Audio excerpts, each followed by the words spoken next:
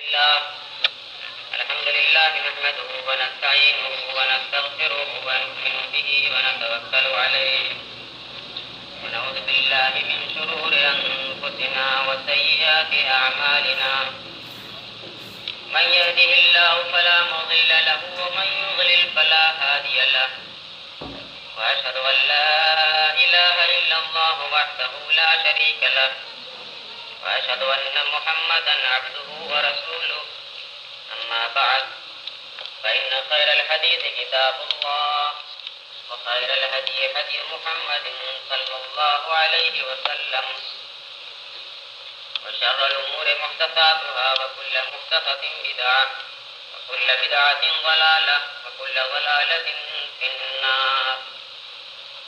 أعوذ بالله من الشيطان الرجيم. وما خلقت الجن والإنس إلا ليعبدون.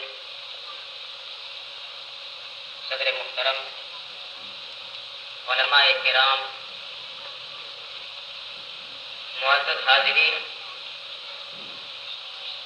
اور دینی و ملی بھائیوں،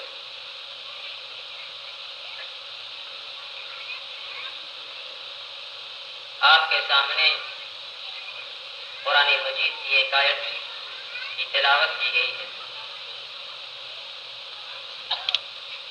اسی آیت کو سامنے رکھ کے میں آپ کے سامنے صرف دو پہلو پہ گفتگو کرنا چاہتا ہوں. پہلا پہلو یہ ہے کہ ہمیں اس دنیا کے اندر کس لیے بھیجا گیا، کس کام کے لیے، کس عمل کے لیے بھیجا گیا، اور دوسرا پہلو ہے کہ اس عمل کے اللہ تعالیٰ کے ہاں قبول ہونے کے لیے کیا کیا شرطیں ہیں. اور اس دوسرے پہلو پہ میں قدر تفصیل کے ساتھ گفتگو کرنے کی کوشش کروں گا. میں اللہ تعالیٰ سے دعا گو ہوں اللہ تعالیٰ کہنے اور سننے والوں کو حق بات کہنے اور اس پر عمل کرنے کی توفیق عطا فرمائے. جو آیت میں نے آپ کے سامنے پڑھی ہے، اس آیت کے اندر اللہ تعالیٰ نے وہ عظیم مقصد بیان فرمایا ہے جس مقصد کے پیش نظر ہمیں اس دنیا میں بھیجا گیا. فرمایا وما خلقت الجن والانس الا ليعبدون.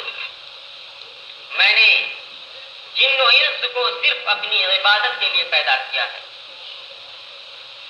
ایک اللہ کی عبادت، ایک اللہ کی بندگی، یہی وہ عظیم مقصد ہے جسے دے کر ہمیں اس دنیا میں پیدا کیا گیا. سوال یہ ہے کہ عبادت کیا چیز ہے؟ کیا عبادت صرف نماز روزے کے اندر منحصر ہے، یا عبادت کا مفہوم اس کے علاوہ اس سے کہیں عام ہے؟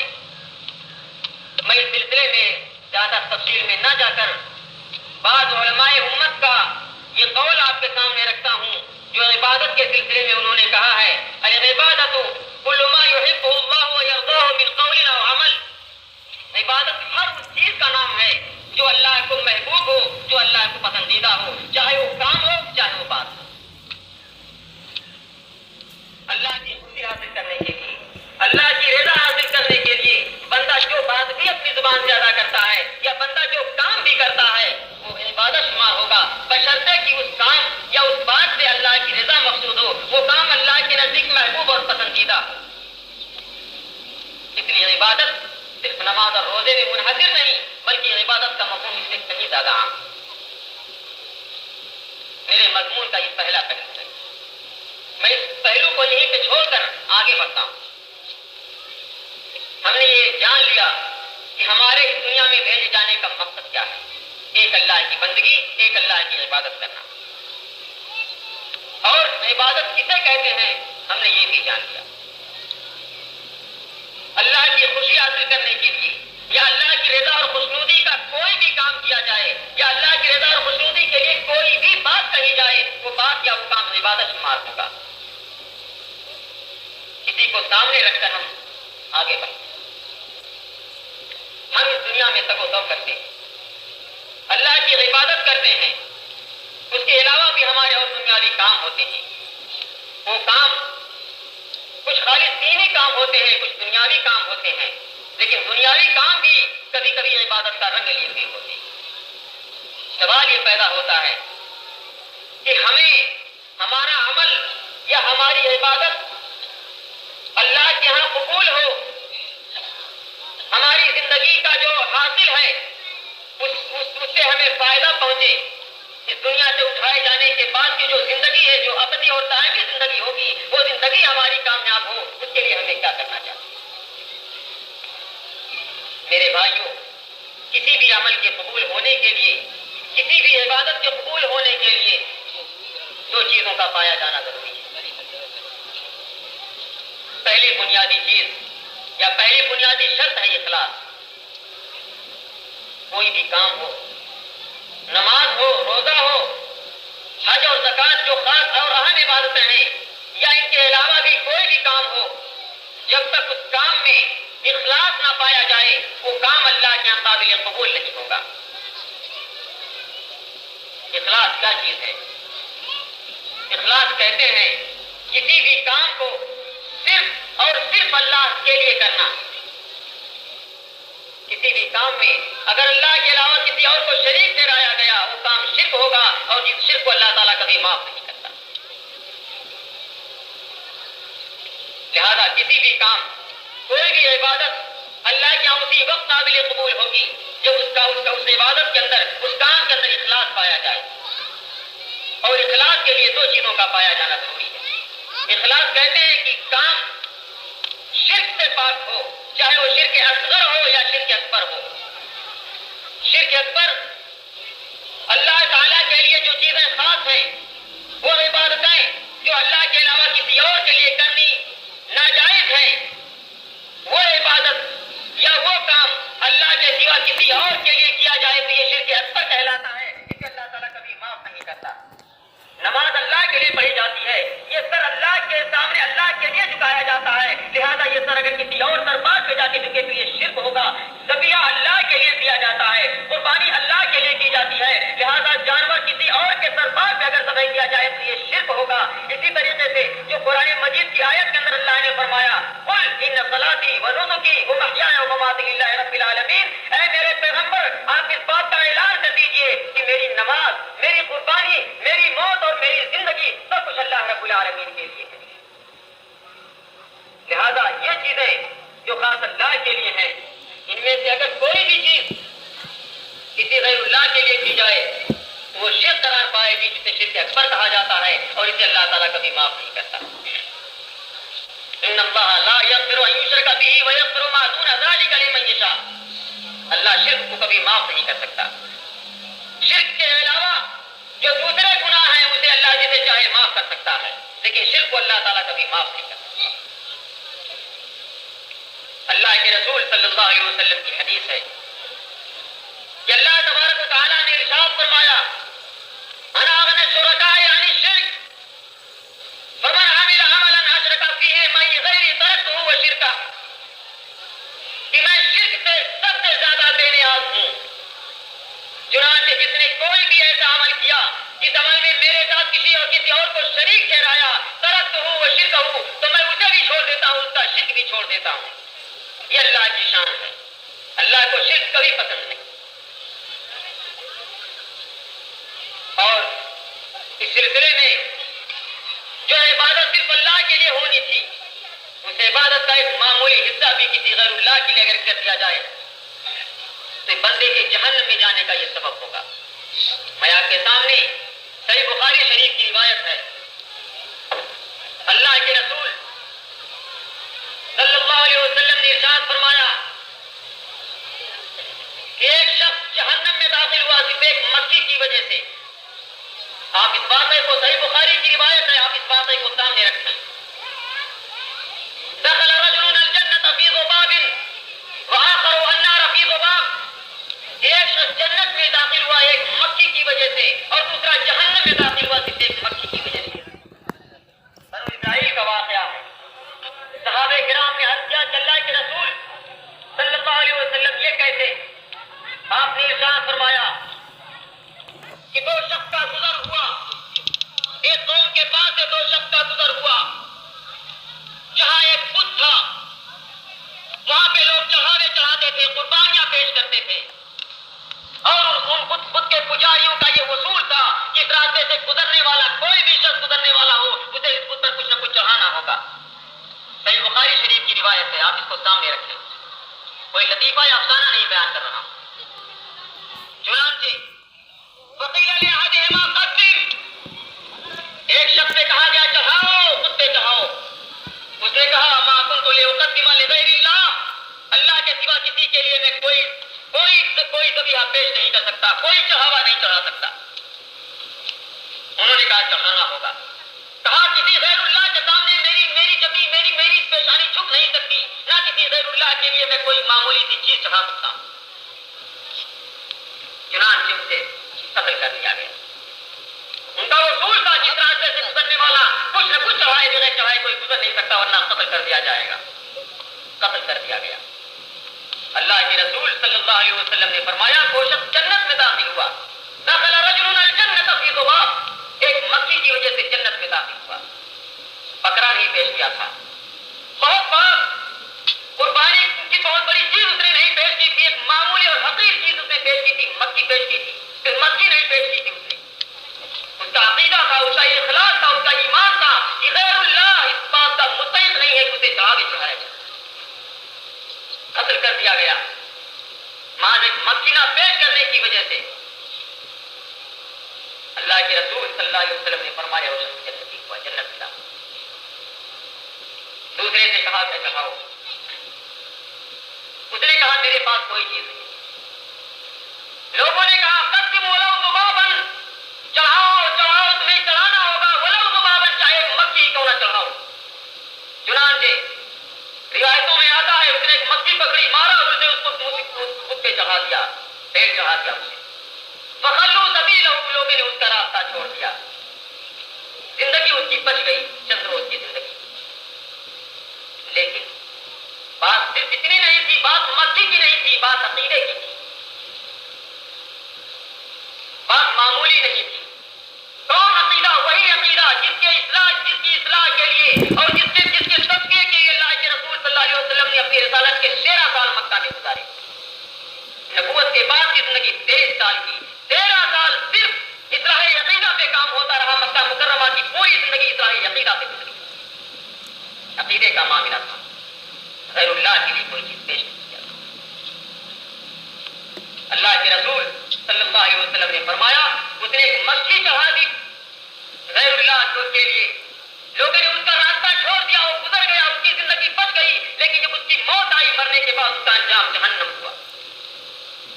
ہم اس چیز کو سامنے رکھیں، یہ ہے شرک اکبر جسے اللہ تعالیٰ کبھی معاف نہیں کر سکتا۔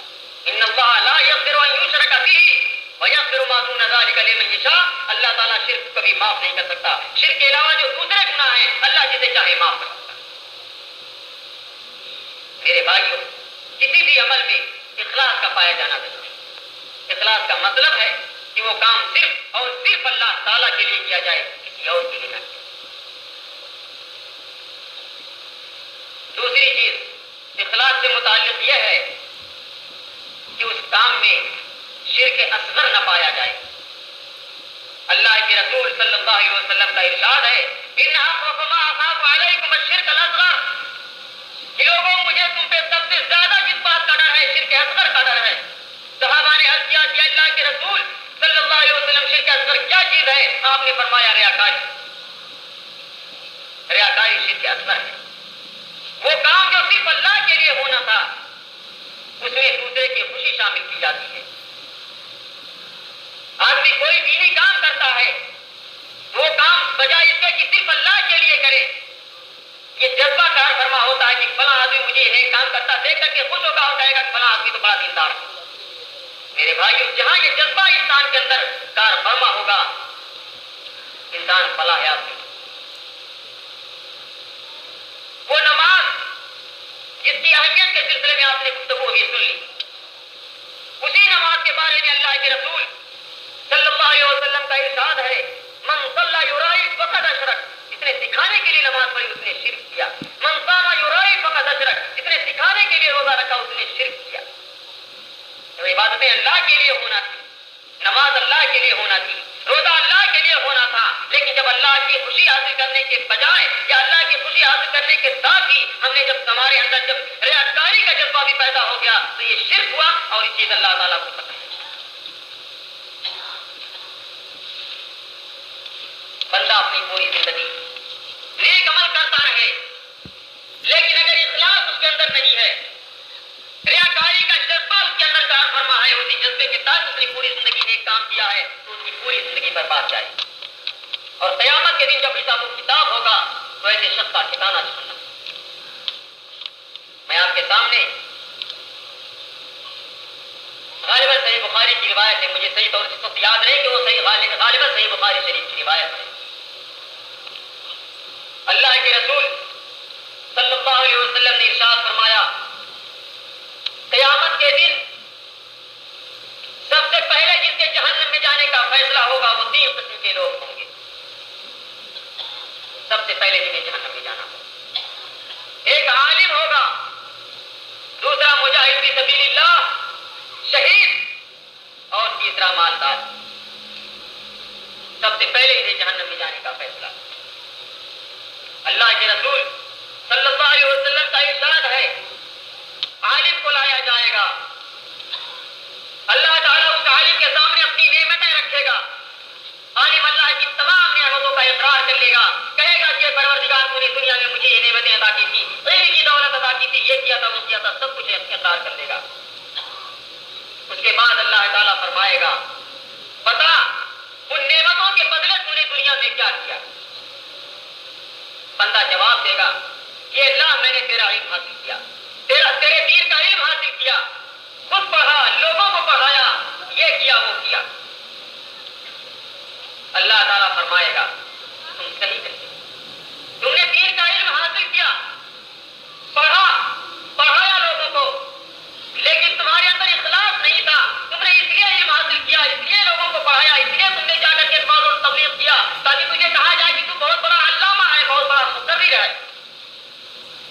تو دنیا میں تجھے کہا جا چکا, دنیا کا جو تمہارا مقصد تھا وہ مقصد تجھے دنیا میں حاصل ہو چکا. تم نے وہ کام میری خوشی کے لیے نہیں کیا تھا, ریاکاری تمہارے کام میں شامل تھی, تو تمہارا ٹھکانہ آج جہنم ہے. فرشتوں کو حکم ہوگا تو چہرے کے بل گسیٹ کر کے اسے جہنم کے اندر دیں. میرے بھائیوں, میں تنقید نہیں کرتا علماء کرام جو محنتیں کرتے ہیں, تعلیم حاصل کرنے کے زمانے کی جو محنتیں ہیں, تعلیم حاصل کرنے کے بعد کا جو زمانہ آتا ہے اس کی جو محنتیں ہیں. آپ جانتے ہیں مدرسے اکثر کی موت مدرسے میں ہوتی ہے.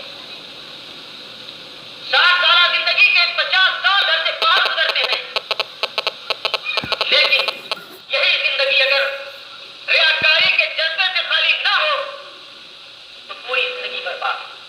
قیامت کے دن ایسے عالم کا حشر یہ ہوگا کہ اسے جہنم میں چہرے کے بل تبدیل کر کے پھینک دیا جائے گا. دوسرے شخص کو بلایا جائے گا, مالدار کو بلایا جائے گا. اللہ تعالیٰ اپنی نعمتیں اس مالدار کے سامنے رکھے گا, پہچانوائے گا کہ میں نے تجھے یہ نعمت دی تھی, میں نے تجھے یہ نعمت دی تھی, بتا تم نے کیا کیا. مالدار کہے گا کہ اللہ تو نے مجھے مال دیا تو میں نے تیرا شکر یوں ادا کیا کہ تیرا مال تیری راہ میں نے خرچ کیا, تیرے نام سے مانگنے والا کوئی بھی شخص میرے پاس آیا میں نے اسے واپس نہیں کیا. اس سے بڑا اور بڑا کام اور کیا چاہیے. اللہ تعالیٰ فرمائے گا تو سچ کہتا ہے, یہ صحیح ہے تو نے میرے نام پہ مانگنے والے کسی سائل کو واپس نہیں کیا, لیکن یہ بھی صحیح ہے کہ تو نے وہ کام میری خوشی کے لیے نہیں کیا تھا, تو نے لوگوں کو سکھانے کے لیے کیا تھا. تو نے اس لیے خرچ کیا تھا اپنا مال تاکہ تجھے فیاض اور سقی کہیں, بات دادا تجھے کہیں. تو دنیا میں تجھے کہا جا چکا, دنیا میں جو تجھے انعام ملنا تھا وہ انعام تجھے دنیا میں مل چکا. آج تمہارا ٹھکانہ جہنم ہے, کیونکہ تو نے جو اپنی زندگی گزاری, تو نے جو اپنا مال خرچ کیا, میری دی ہوئی نعمت کو جو تم نے خرچ کی وہ نعمت میرے لیے تم نے خرچ نہیں کی بلکہ تم نے دنیا کے لیے خرچ کیا تھا. دنیا میں تجھے خرچ کرنے والا کہا جا چکا, دنیا میں لوگ تجھے فیاض اور سقی کے نام سے جان چکے. آج تمہارا ٹھکانہ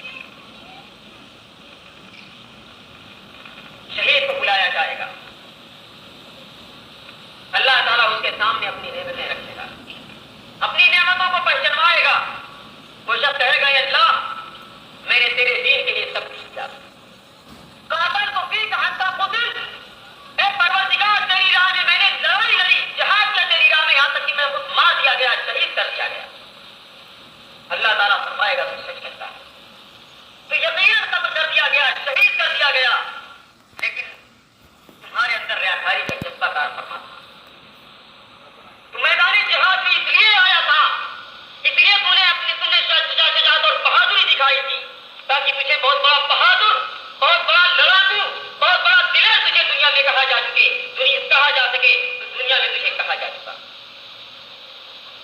دنیا کا جو انعام تھا تجھے دنیا میں مل چکا. ہمارے پاس تمہارے لیے کچھ نہیں. چنانچہ حکم ہوگا اور چہرے کے بل گھسیٹ کر کے شہید کو بھی جہنم میں پھینک دیا. میرے بھائیوں، یہ 3 قسم کے لوگ ہوں گے جنہیں قیامت کے دن سب سے پہلے جہنم میں جانے کا جن کے بارے میں فیصلہ ہوگا.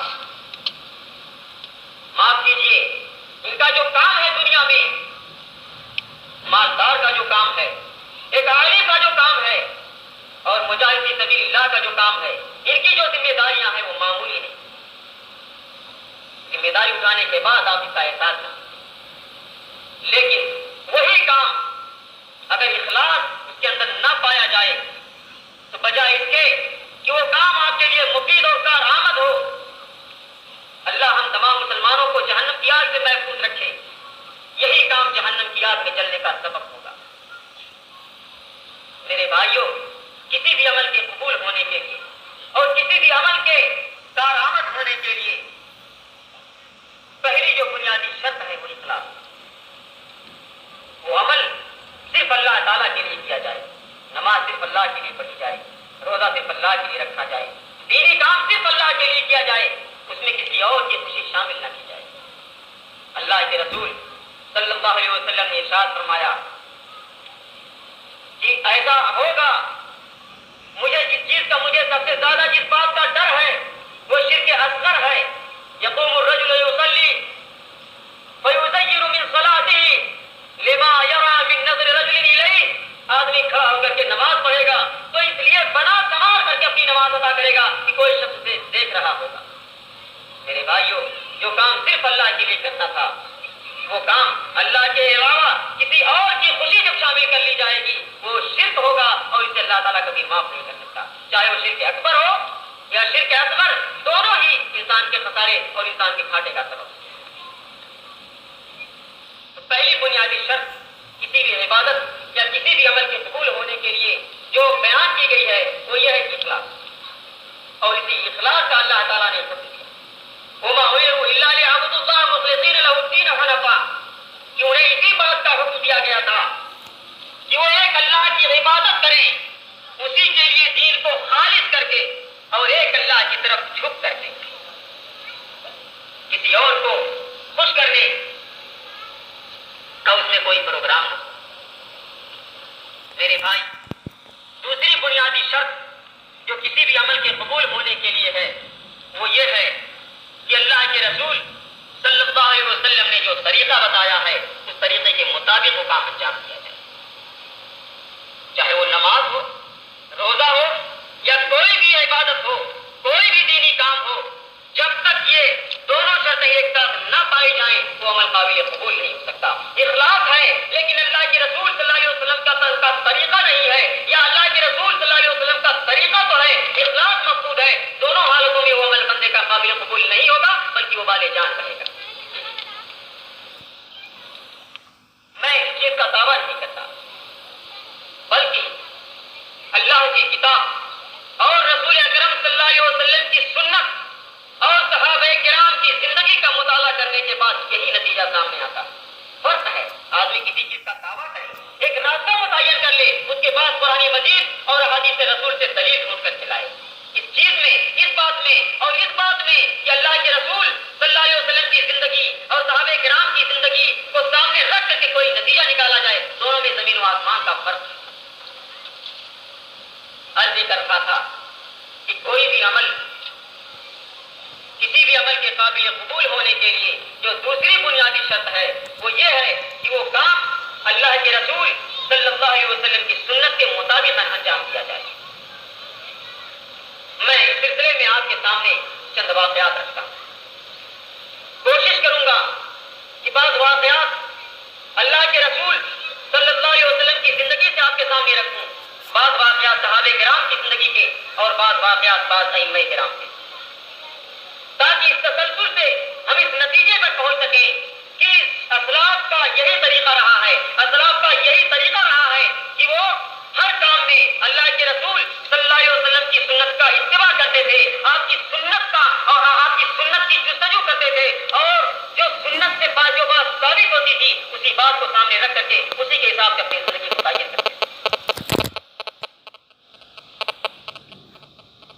صحیح بخاری کی روایت ہے کہ 3 صحابہ کرام پر مشتمل ایک جماعت اللہ کے رسول صلی اللہ علیہ وسلم کے گھر آئی. حضرت عائشہ رضی اللہ تعالی عنہا سے انہوں نے اللہ کے رسول صلی اللہ علیہ وسلم کی زندگی کا اور آپ کی عبادت کا حال دریافت کیا. عائشہ رضی اللہ تعالی عنہا نے اللہ کے رسول صلی اللہ علیہ وسلم کی جو عبادت تھی بیان فرما دیا کہ آپ کی عبادت اور آپ کا روز کا معمول یہ ہے. حدیث کے الفاظ ہیں صحابہ کرام نے جب یہ بات سنی فَكَأَنَّهُمْ تَقَالُّوهَا تو انہوں نے اس کو اپنے لیے تھوڑا سمجھا اور کہا ہم کہا اللہ کے رسول صلی اللہ علیہ وسلم وَقَدْ غَفَرَ اللَّهُ لَهُ مَا تَقَدَّمَ مِنْ ذَنْبِهِ وَمَا تَأَخَّرَ جبکہ اللہ کے رسول صلی اللہ علیہ وسلم کے سارے گناہ اللہ تعالیٰ نے بخش دیے ہیں. کہا آپ کہا ہم جب آپ کی عبادت کا حال یہ ہے تو ہماری عبادت تو آپ سے کہیں زیادہ ہونی چاہیے. چنانچہ صحابہ کرام جو 3 افراد پر مشتمل جماعت میں آئے تھے ان میں سے ایک صحابی نے کہا کہ آج کے بعد سے میں مسلسل روزے رکھوں گا ولا افطر اور کبھی روزہ ناغہ نہیں کروں گا. دوسرے صحابی نے عرض کیا اما انا فلا اتزوج النساء میں عورتوں کے قریب نہیں جاؤں گا. تیسرے نے کہا کہ میں مسلسل رات بھر شب بیداری کرتا. اللہ کے رسول کی باتیں کہی ہیں. انہوں نے کہا صحابہ کرام نے عرض کیا کہ اللہ کے رسول صلی اللہ علیہ وسلم ہمیں یہ باتیں کہی. آپ نے فرمایا سن لو غور سے سن لو اما انی واخشاکم للہ وعالمکم بہ سن لو غور سے سن لو کہ میں تم میں سب سے زیادہ اللہ سے ڈرنے والا اور سب سے زیادہ اللہ کو جاننے والا ہوں. فمن رغب عن سنتی فلیس منی تو جس نے میری سنت سے اعراض کیا وہ مجھ سے نہیں. نعوذ باللہ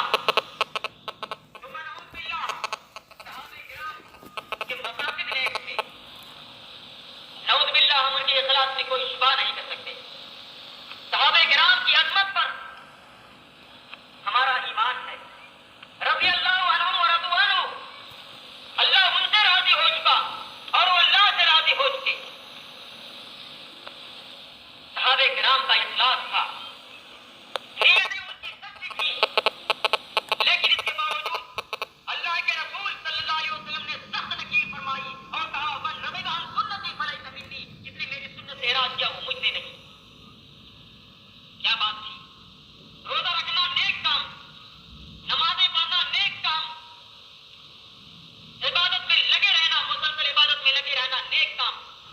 اس کے باوجود اللہ کے رسول صلی اللہ علیہ وسلم نے سختی کے ساتھ منع فرمایا اور کہا من رغب عن سنتی فلیس منی. کیا بات تھی. ایک چیز کی کمی تھی صرف ایک چیز کی کمی تھی. ان کی نیتیں درست تھی مقاصد نیک تھے وہ عبادت کرنا چاہ رہے تھے بلند مقام تک پہنچنا چاہ رہے تھے. ایک چیز کی کمی تھی اللہ کے رسول صلی اللہ علیہ وسلم کا جو طریقہ تھا اس سے زیادہ کرنا چاہ رہے تھے. اللہ کے رسول صلی اللہ علیہ وسلم نے فرمایا جو میری سنت ہے میری سنت کو پکڑو میری سنت کو اپناؤ. جو میری زندگی ہے جو میرا طریقہ ہے اس طریقے پہ چلو تو کامیاب رہو گے. ومن رغب عن سنتی فلیس منی اور جس نے میری سنت سے اعراض کیا وہ کامیاب ہے. آپ اس بات کو سامنے اور آگے بڑھیے. صحابہ کرام کی زندگی یہی تھی. ان کا معمول یہی تھا.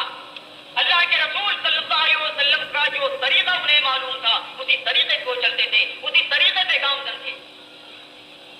اور کبھی ان کے ذہن میں یہ بات نہیں آئی کہ ہم کوئی اور چیز ایجاد کر لیں. نیکی کے جذبے کے تحت کوئی ایسی چیز پا جائیں جس پر ہم عمل کریں. کبھی ان کے دل میں یہ بات حضرت علی رضی اللہ تعالیٰ عنہ کی خلافت کا زمانہ تھا.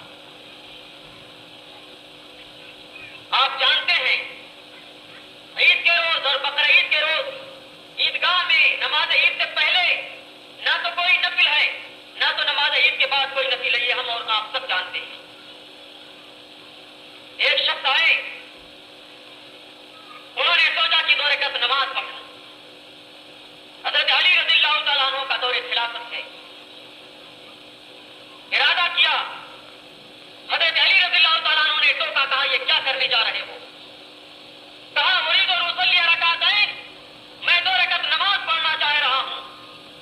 حضرت علی رضی اللہ تعالیٰ عنہ نے کہا کہ نہیں، مت پڑھو۔ کہا اس میں کون سی بات ہے، میں نماز پڑھنے جا رہا ہوں، اس میں آپ روکتے کیوں ہیں، اس میں بات کیا ہے؟ ہم بھی جانتے ہیں نماز پڑھنا ٹھیک کام، یہ نفل کی بات تھی، نوافل کا بھی ثواب ہے، اس سے ہم اور آپ سبھی واقف ہیں۔ لیکن حضرت علی رضی اللہ تعالیٰ عنہ نے سختی کے ساتھ منع فرمایا، کہا مجھے عذاب کا ڈر ہے، تم پر عذاب کا ڈر ہے۔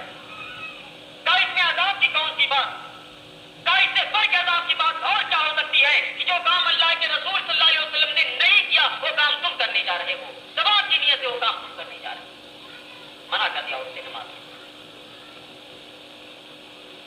آخر کیا بات ہے، نماز پڑھنا نیک کام ہے، اس میں ہمارا آپ کا یا دنیا کے کسی مسلمان کا کوئی اختلاف نہیں۔ سنن نوافل کے جو ثواب اور جو ثواب ہے اس سے بھی ہم اور آپ سبھی واقف ہیں۔ لیکن کیا بات تھی، حضرت علی رضی اللہ تعالیٰ عنہ نے اس بندے کو نماز کیوں نہیں پڑھنے دیا؟ ایک بات تھی، کہا کہ وہ طریقہ جو اپنانے جا رہے ہو، جو طریقہ اللہ کے رسول صلی اللہ علیہ وسلم نے نہیں بتایا ہے۔ اگر عیدگاہ میں نماز پڑھنا نفل یا سنت پڑھنا مسنون ہوتا تو سب سے زیادہ جو متقی اور پرہیزگار تھی پوری دنیا کے، انہوں نے وہ کام کیا ہوتا۔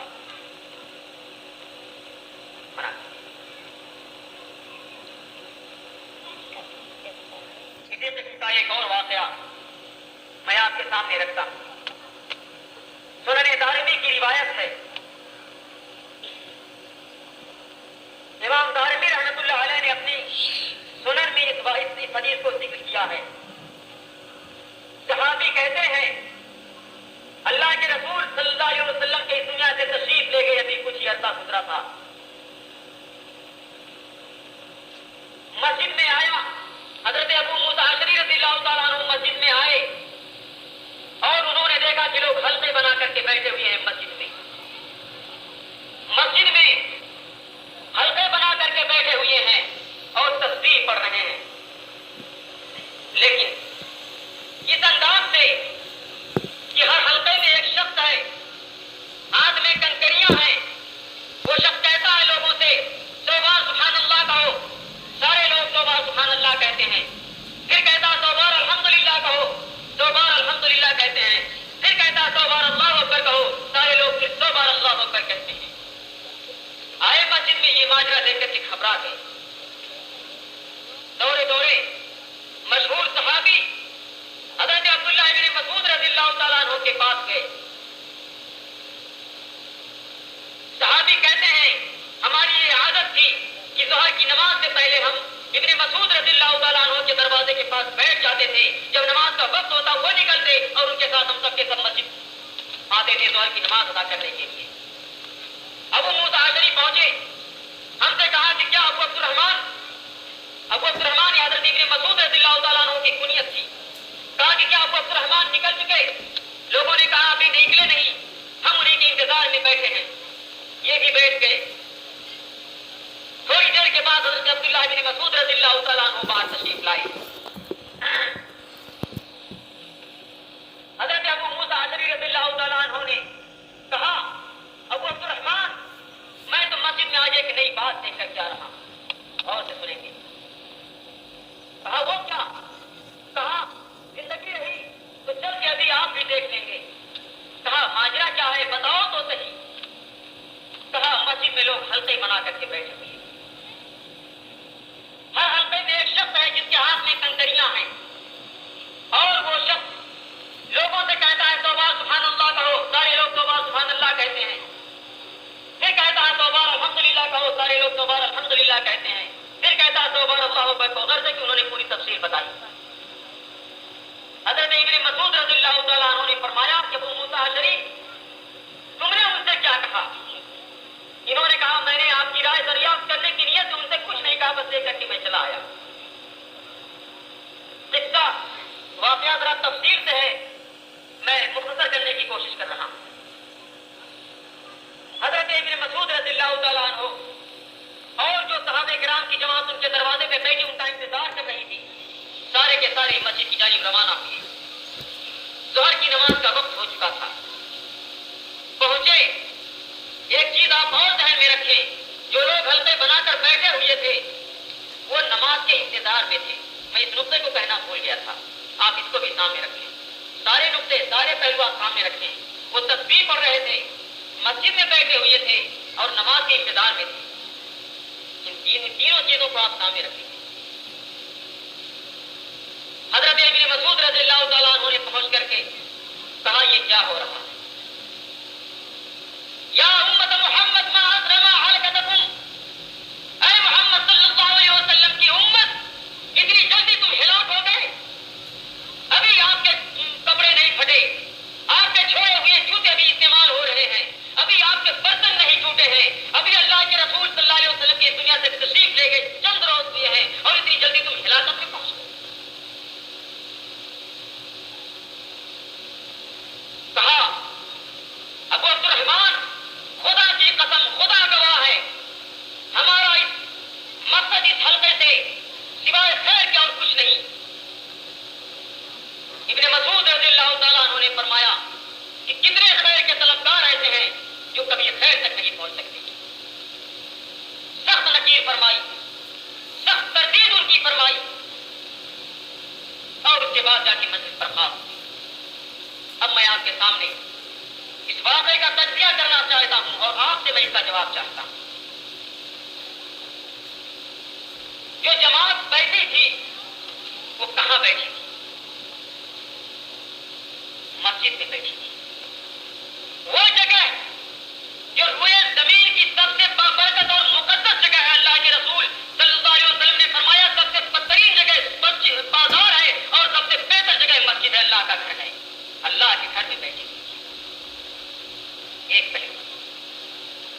دوسرا پہلو، انہوں نے قسم کھا کر کے یہ کہا، یہ ابن مسعود رضی اللہ تعالیٰ عنہ، خدا کی قسم ہمارا مقصد صرف خیر حاصل کرنا تھا، ثواب ہمارا مقصد تھا۔ ان کی نیتیں خالص تھیں، اللہ کی خوشی حاصل کرنا چاہ رہے تھے، نیتیں ان کی خالص تھیں۔ یہ دوسرا پہلو ہوا۔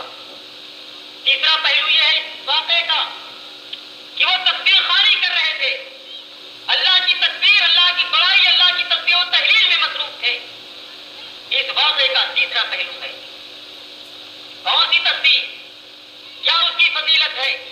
وہی فضیلت ہے کہ جب حضرت فاطمہ، اللہ کے رسول صلی اللہ علیہ وسلم کی لاڈلی بیٹی حضرت فاطمہ، جب اللہ کے رسول صلی اللہ علیہ وسلم کے پاس کچھ قیدی آئے تو وہ بھی آئی کہ ابو جان، ایک غلام مجھے بھی عنایت فرما دیجیے، پانی بھرتے بھرتے میری کمر کا کیا حال ہو گیا، ہو سکے تو ایک غلام مجھے بھی عنایت فرما دیجیے جو میری مدد کر دیا کرے گا۔ اللہ کے رسول صلی اللہ علیہ وسلم نے کیا فرمایا تھا ان سے؟ کہا تھا فاطمہ غلام کیا کرو گی؟ میں ایک چیز تمہیں بتا دیتا ہوں، وہ چیز کرتے رہو۔ حضرت علی رضی اللہ تعالیٰ عنہ کہتے ہیں کہ جب اللہ کے رسول صلی اللہ علیہ وسلم کی خدمت میں حضرت فاطمہ رضی اللہ تعالیٰ عنہ گئی تھی، آپ تو تشریف نہیں رکھتے تھے، اس لیے ام المومنین حضرت عائشہ رضی اللہ تعالیٰ عنہ کے پاس یہ پیغام چھوڑ کے واپس آ گئی تھی۔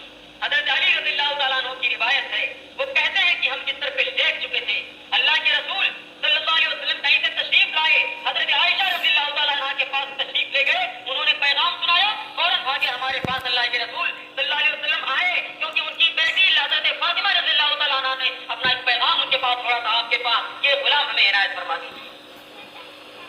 کس لیے آئے؟ ایک دعا سکھانے کے لیے آئے تھے۔ فاطمہ غلام کیا کرو گی؟ میں ایک دعا تمہیں بتا دیتا ہوں، اس دعا پر عمل کرو، اس دعا کو پڑھتے رہو، کبھی تمہیں غلام کی ضرورت محسوس نہیں ہوگی۔ وہ دعا کیا تھی؟ سبحان اللہ، الحمدللہ، اللہ اکبر۔ کہا 33 بار سبحان اللہ، 33 بار الحمدللہ اور 34 بار اللہ اکبر پڑھ گیا۔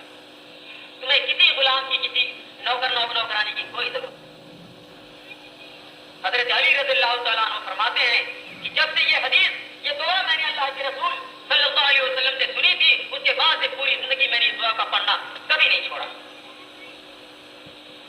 تو آخر کیا بات تھی؟ تسبیح پڑھنے کی کوئی اہمیت ہے، کچھ فضیلت ہے، کچھ ثواب ہے تسبیح پڑھنے کا۔ جبھی تو اللہ کے رسول صلی اللہ علیہ وسلم نے حضرت فاطمہ کو یہ دعا سکھائی۔ آئیے واقعے کی طرف واپس چلتے ہیں۔ صحابہ کرام جو مسجد میں، صحابہ کرام نے یا مسلمانوں کی جو جماعت، صحابہ کرام میں نہیں کہنا چاہے، صحابہ کرام یا مسلمانوں کی جو جماعت وہاں بیٹھی تھی،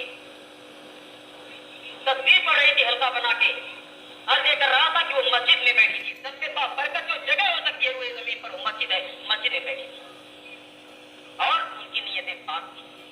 قسم کھا کے انہوں نے کہا کہ ہم نے کار ثواب سمجھ کر کے ایسا کیا۔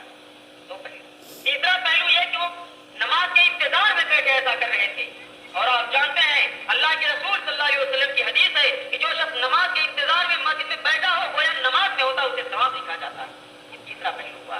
چوتھا پہلو اس واقعے کا یہ ہے کہ وہ تسبیح خوانی کر رہے تھے۔ کون سی تسبیح؟ کیا اس کی فضیلت ہے جو میں نے آپ کے سامنے واقعے میں بیان کیا؟ حضرت فاطمہ رضی اللہ تعالیٰ عنہ کا واقعہ۔ چار پہلو اس واقعے کو، آپ ان تمام پہلوؤں کو سامنے رکھیں، لیکن ان تمام ان چاروں پہلوؤں کے ہونے کے باوجود حضرت عبداللہ بن مسعود رضی اللہ تعالیٰ عنہ اور حضرت ابو موسیٰ اشعری رضی اللہ تعالیٰ عنہ، ان لوگوں نے سخت نکیر فرمائی ان لوگوں پر اور کہا کہ تم اتنی جلدی ہلاکت میں پڑ گئی۔ ابھی چند روز ہوئے اللہ کے رسول صلی اللہ علیہ وسلم کے اس دنیا سے تشریف لے گئے۔ ہلاکت سے اسے تعبیر، گمراہی سے اسے تعبیر کیا، اسے گمراہی کا نام مت دیا۔ کیا بات تھی؟ آخر جب ان کی نیتیں نیک تھی، کام اچھا تھا، جگہ مبارک تھی، سب کچھ تھا، کس چیز کی کمی تھی؟ ایک چیز کی، صرف ایک چیز کی کمی تھی، اور وہ یہ کہ اللہ کے رسول صلی اللہ علیہ وسلم کا بتایا ہوا طریقہ نہیں انہوں نے اپنایا تھا۔ آپ نے کبھی یہ حکم نہیں دیا ہے کہ حلقہ بنا کر کے اکٹھے بیٹھ کر کے تسبیح خوانی کرو۔ تسبیح کا جو وقت اور طریقہ بتایا گیا ہے وہ کچھ اور ہے۔ فرض نمازوں کے بعد عام اوقات میں صبح و شام کے وقت یہ طریقہ بیان کیا گیا ہے۔ حدیث مختلف روایتوں میں جو مجموعے سے مختلف روایتوں کو اکٹھا کر کے جو نتیجہ نکلتا ہے وہ یہی ہے کہ تسبیح کا یہی مضمون طریقہ، انہوں نے اس مضمون طریقے کو چھوڑ کر کے طریقہ اختیار کیا، اور نتیجہ کیا ہوا؟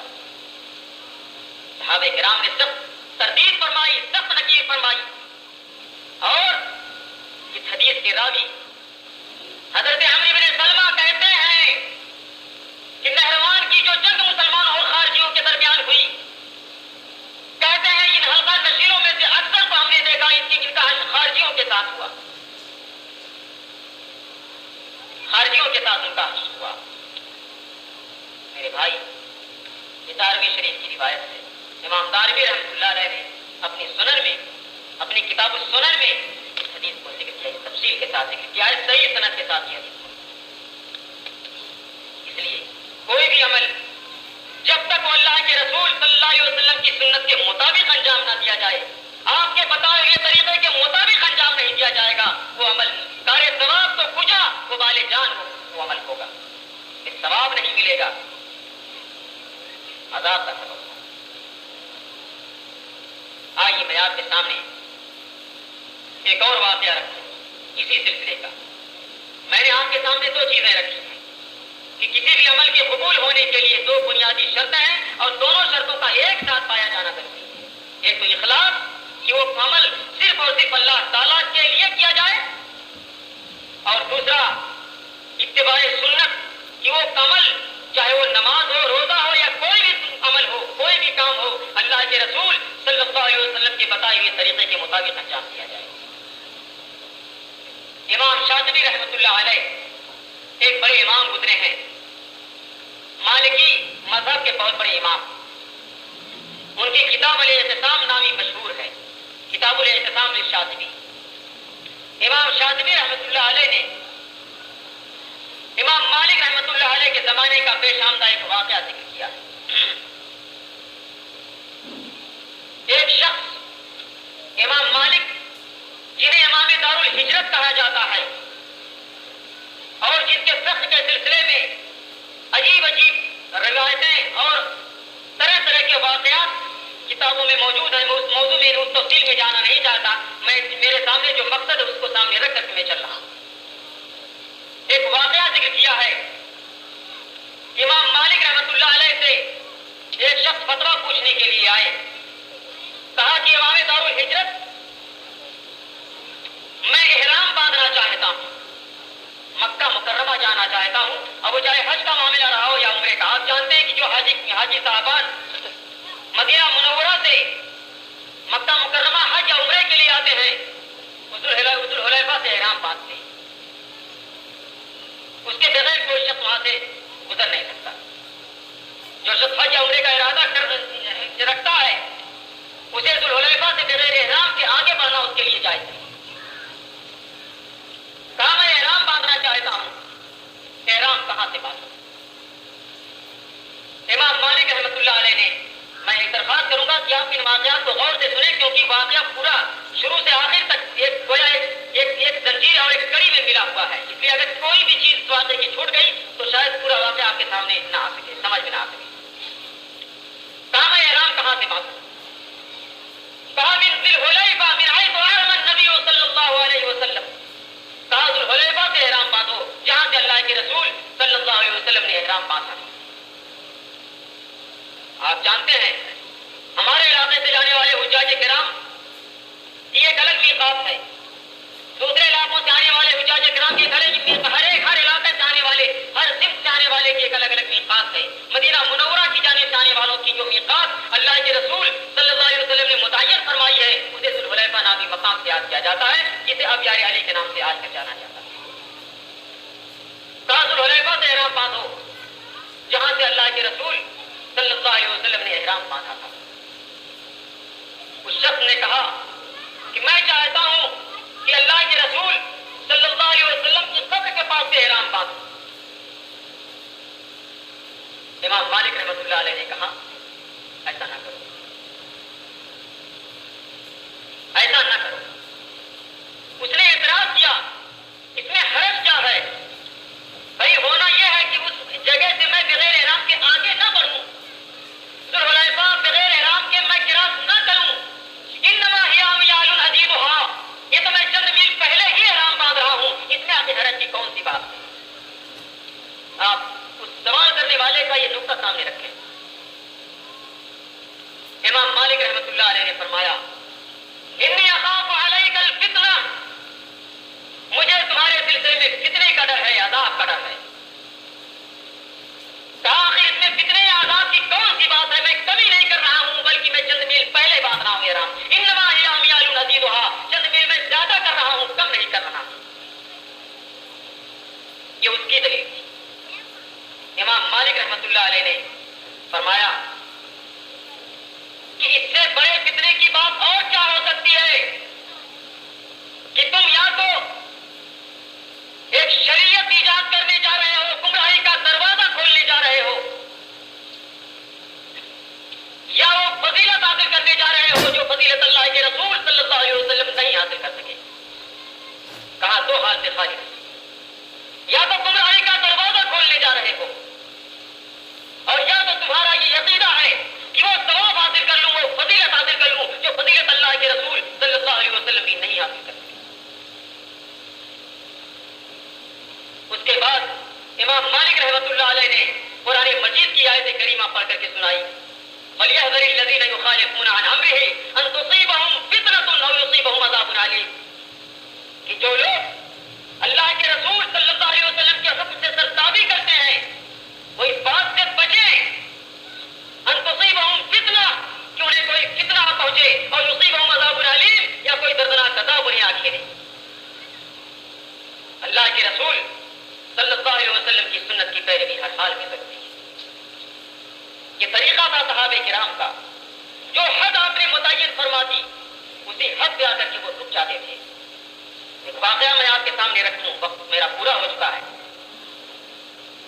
ایک بات بہار کا واقعہ ہے، کسی شخص کو چھینک آئی، جواب میں کسی شخص نے کہہ دیا، آپ جانتے ہیں جب چھینک آئے تو اللہ کے رسول صلی اللہ علیہ وسلم کی تعلیم کے مطابق چھینکنے والے کو الحمدللہ، اور جو شخص اس کا الحمدللہ کہنا سنے اسے جواب میں یرحمک اللہ کہنا ہوگا، یہ سنت ہے۔ ایک شخص نے چھینک کے جواب میں کہہ دیا، چھینک آئی تو کہا الحمدللہ والصلاۃ والسلام علی رسول اللہ، چھینک آئی تو کہا الحمدللہ والصلاۃ والسلام علی رسول اللہ، یہ الفاظ اس نے اپنی جانب سے بڑھا دیے۔ معاف کیجیے، اس نے اللہ کے رسول صلی اللہ علیہ وسلم پہ صلاۃ و سلام پڑھا تھا، کوئی غلط بات اس نے نہیں کی تھی، نعوذ باللہ۔ اللہ کے رسول صلی اللہ علیہ وسلم پہ درود و سلام بھیجنا یہ خدا کا حکم ہے، اللہ کا حکم ہے۔ ان اللہ وملائکتہ یصلون علی النبی یا ایھا الذین آمنوا صلوا علیہ وسلموا تسلیما، کہ اللہ اور اس کے فرشتے، اللہ اپنی رحمتیں نازل فرماتا ہے، فرشتے دعا استغفار کرتے ہیں اللہ کے رسول صلی اللہ علیہ وسلم کے لیے۔ یا ایھا الذین آمنوا صلوا علیہ وسلموا تسلیما، مومنو تم بھی صلاۃ و سلام بھیجا کرو اللہ کے رسول صلی اللہ علیہ وسلم پہ۔ تو صلاۃ و سلام پڑھنا، اللہ کے رسول صلی اللہ علیہ وسلم پہ درود بھیجنا، اللہ کی رحمتیں، اللہ تعالی رحمتوں کا سوال کرنا، یہ خدا کا حکم ہے، قرآن مجید کا حکم ہے۔ اس بندے نے جس نے چھینک آنے پر الحمدللہ والصلاۃ والسلام علی رسول اللہ کہہ دیا تھا، بظاہر اس نے کوئی خراب بات نہیں کہی، لیکن حضرت عبداللہ بن عمر رضی اللہ تعالیٰ عنہ بیٹھے تھے، ٹوپ پڑے، کہا اما نحن فعلمنا رسول اللہ صلی اللہ علیہ وسلم ان نقول الحمدللہ ولم یقل والصلاۃ والسلام علی رسول اللہ۔ غور سے سنیے، کہا بھائی ہمیں تو اللہ کے رسول صلی اللہ علیہ وسلم نے ایسے موقع کے لیے صرف الحمدللہ کہنے کی تعلیم دی ہے، والصلاۃ والسلام علی رسول اللہ کے الفاظ آپ نے نہیں فرمائے۔ ہر چیز کا ایک مقام ہوتا ہے، ہر چیز کی ایک جگہ ہوتی ہے، اور وہ مقام، وہ جگہ ہمیں اللہ کے رسول صلی اللہ علیہ وسلم کی زندگی میں ڈھونڈنا ہوگا۔ آپ نے کون سا طریقہ بتایا ہے، آپ نے کس چیز کی تعلیم دی ہے، ہمیں اسی کو سامنے رکھنا ہوگا، اسی کے مطابق ہمیں اپنی زندگی گزارنی ہوگی۔ جب تک یہ دو چیزیں ایک ساتھ نہیں پائی جائیں گی، کسی بھی بندے کی زندگی نہ تو دنیا کی زندگی کامیاب ہو سکتی ہے، نہ تو آخرت کی زندگی کامیاب ہو سکتی ہے۔ اس لیے ہمیں اس چیز کو سامنے رکھنا چاہیے۔ صرف اخلاص اگر کافی ہوتا تو مسجد میں بیٹھ کے حلقہ بنا کے تسبیح پانے والوں کا اخلاص کارآمد ہوتا، اور خارجیوں کے ساتھ ان کا حشر ہرگز نہ ہوتا۔ اور لیکن ایسا نہیں ہوا، ان کا حشر خارجیوں کے ساتھ ہوا، کیونکہ انہوں نے سنت کا جو طریقہ تھا، نبی کا جو طریقہ تھا، اس طریقے کو چھوڑ کر انہوں نے عبادت کی تھی، اس لیے ان کی عبادت نہ صرف ایک بیکار ثابت ہوئی بلکہ ان کے لیے وبال جان اور موجب عذاب ثابت ہوئی۔ اور اسی قسم کے تمام واقعات کو آپ سامنے رکھیں، ان واقعات کا تجزیہ کریں، ٹھنڈے دل سے سوچیں آپ۔ اور اسی لیے میں نے شروع میں ایک بات کہی تھی کہ میں دعویٰ کر کے ان پر دلیل لانے کی کوشش نہیں کروں گا، چند نصوص قرآن مجید اور احادیث رسول، چند حدیثیں آپ کے سامنے رکھ کر کے انہیں احادیث اور انہیں آیتوں سے نتیجہ نکالنے کی کوشش کروں گا، وہ نتیجہ جو امت کے علماء کرام، امت کے ہمارے اسلاف نے جو نتیجہ نکالا ہے، اسی کو میں آپ کے سامنے پیش کرنے کی کوشش کروں گا۔ میرے بھائیوں، یہی سنت پر عمل، اللہ کے رسول صلی اللہ علیہ وسلم کی تعلیمات پر عمل، یہی ہمارے سیاسی مسائل کا بھی حل ہے، سماجی مسائل کا حل بھی یہی ہے۔ ہم ہر دم ہر عمل میں یہ ڈھونڈیں کہ نبی اکرم صلی اللہ علیہ وسلم کا طریقہ اس سلسلے میں کیا تھا۔ اگر یہ چیز نہیں رہی تو ہم کبھی کامیاب نہیں ہو سکتے۔ میں آپ کے سامنے جنگ احد کا واقعہ رکھوں۔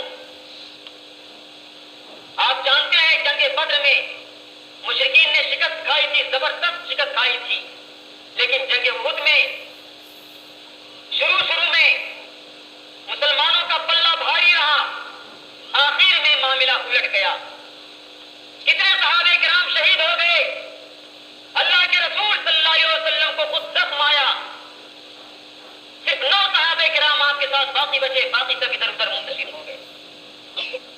آئیے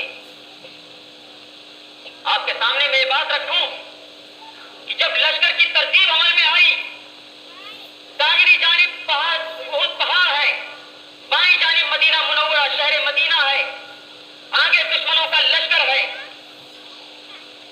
دشمن بائیں سے حملہ نہیں کر سکتا تھا کیونکہ مدینہ منورہ موجود، دائیں سے حملہ کرنے کی طاقت نہیں تھی کیونکہ جبل احد موجود تھا، لیکن ایک خطرہ تھا کہ دشمن پیچھے جا کر کے حملہ کر